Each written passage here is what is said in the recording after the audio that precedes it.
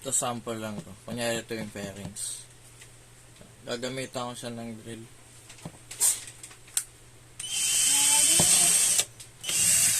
Tapos, papalitan mo na siya ng ganito. Para itong something tornilyo na to, madali na lang ipasok dito.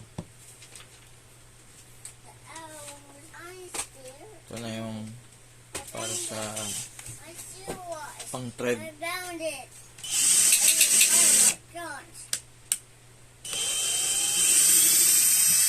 Ayan. Tapos gagamitan ko na ito. Ang ginagawa lang namin, inalis lang namin itong nut. Di na kailangan ikabit. Kasi may thread na siya. Gamitan ko lang ito. Allen's screw.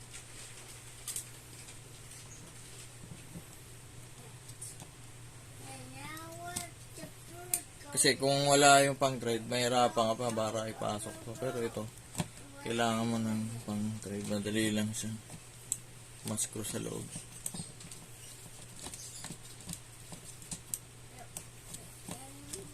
Ayoko kasi magbutas ng ibang motor.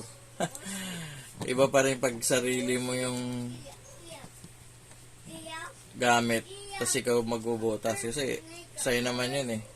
Pag sa iba kasing tao, parang ano eh, nakakatakot din eh, bubutasan mo. Tapos mamali ka pa. Yari. Kaya yun din yung ginawa sa akin. Ayaw niya rin magbutas nung sa motor ko. Kaya pinairam niya lang ako ng tools. Kasi babalik ko rin naman ito. Yan. Kasi yung nabigay niya sa akin, ginto. Yung nabigay niya sa akin ng una, mga silver, yung washer. Tsaka ang laki nito. Hindi katulad nito, kulay putik. Mga maliit lang tingnan. Ito, yung nabigay sa akin, kulang kasi yung tornilyo. Dito ko na lang nilagay sa baba. Ayan. Diba kita mo, ang laki ng washer. Kulay ginto pa. Kaya dyan ko na lang nilagay. Nanghingi lang ako sa kanya ng tornilyo. Ayan, Allen.